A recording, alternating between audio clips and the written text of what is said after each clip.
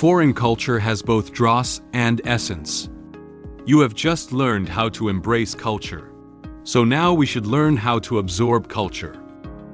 Although Leon did not clearly explain to her what he was going to do, Roswitha could still guess what was going to happen from his words. She showed a very angry expression and said to him, "You." Then, the ambiguous sound of water and intermittent moans echoed once again in Roswitha's room. They are all immersed in this atmosphere full of desire. Outside the castle, the moon has risen into the dim night sky.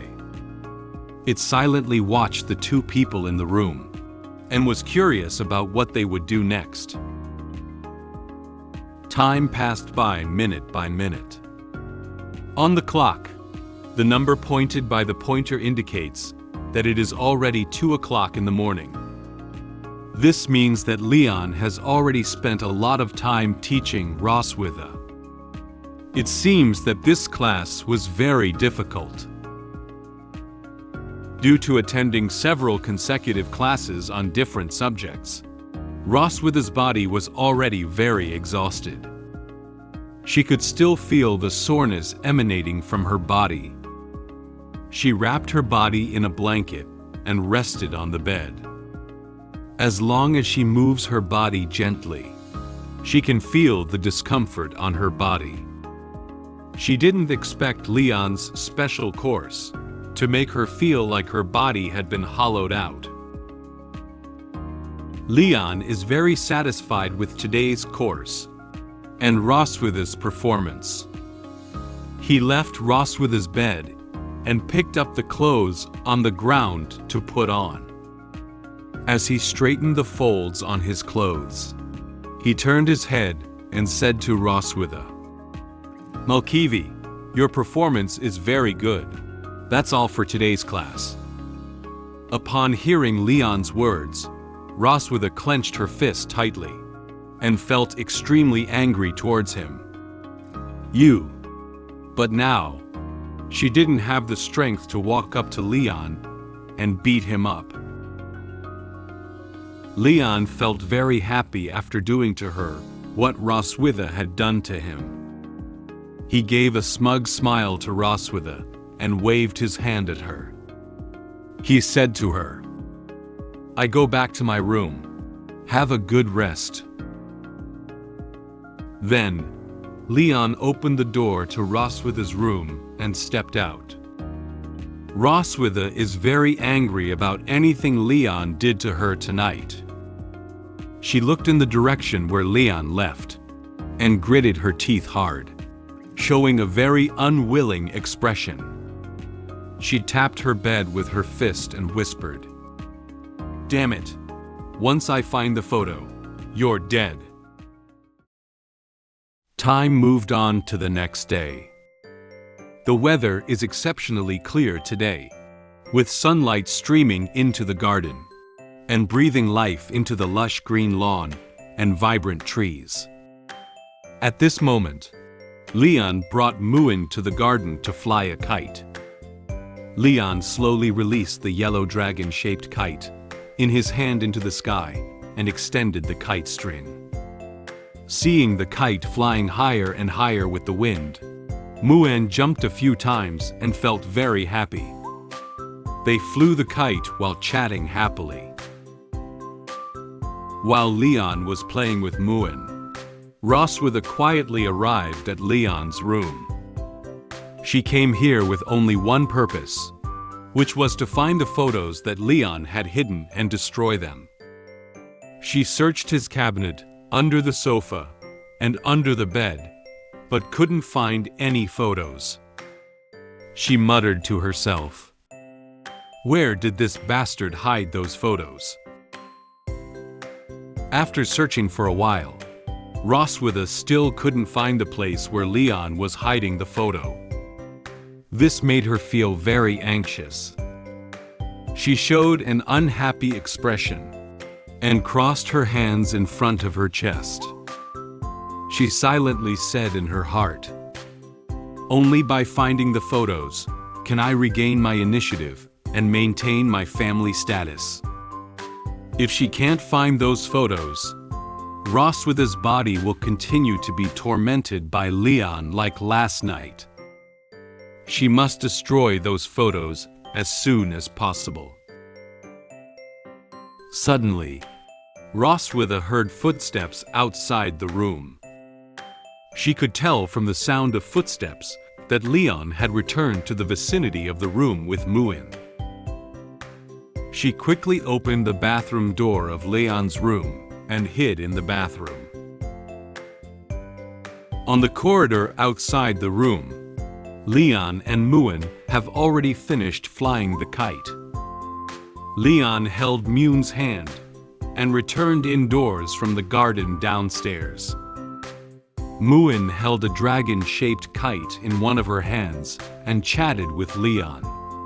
At this moment, Leon said to Muin, "Muin, Dad has other things to do today and won't play with you for now. You can find Anna." Muin didn't specifically ask Leon what he was going to do. She nodded lightly and replied, "Okay, Dad." Then, Muin ran happily towards the other end of the corridor. Leon stood still silently watching her until she disappeared at the corner of the hallway. Leon walked up to his room and placed his hand on the doorknob, ready to open the door. However, he noticed that the door to his room was actually open and not locked. He felt a bit strange about it. He silently said in his heart, I remember the door was closed when I left." Leon walked into the room and walked around, carefully examining the things inside. He found no traces of anyone moving anything in his room, as if no one had ever entered. However, he still noticed something was wrong in the room. The things and decorations in the room are the same as before I just left, except the faint fragrance in the air. Leon used his nose to smell a lingering scent in his room that didn't belong to him. Ha! Roswitha can't help but look for photos, right? Leon immediately knew from this aroma who had entered his room. He smiled and turned his head to look at the bathroom. He knew that Roswitha must still be in his room and hadn't had a chance to come out yet. Leon pondered for a moment, then came up with a good idea. He turned towards the direction of the bathroom and deliberately spoke in a very loud volume.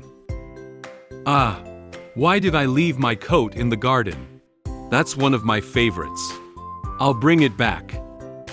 He pretended to leave the room and created the illusion that he was no longer in the room for Roswitha. Upon hearing Leon's words, Roswitha quietly arrived at the bathroom door. She pressed her ear tightly against the bathroom door and listened carefully to the sounds outside the bathroom.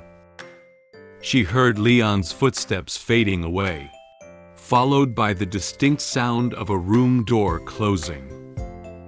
In no time, the whole room quieted down, as if Leon had really gone out. Confirming that Leon was no longer in the room, Roswitha closed her eyes and let out a soft sigh.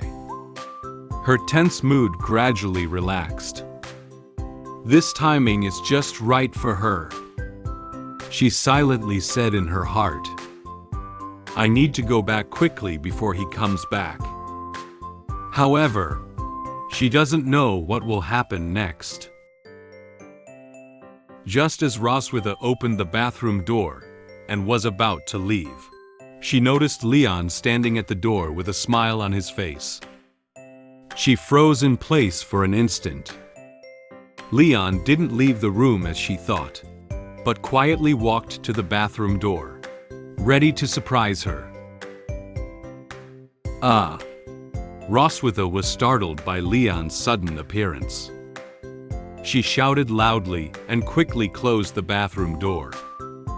Due to the loud sound of the door closing, Leon felt a bit speechless about Roswitha's reaction.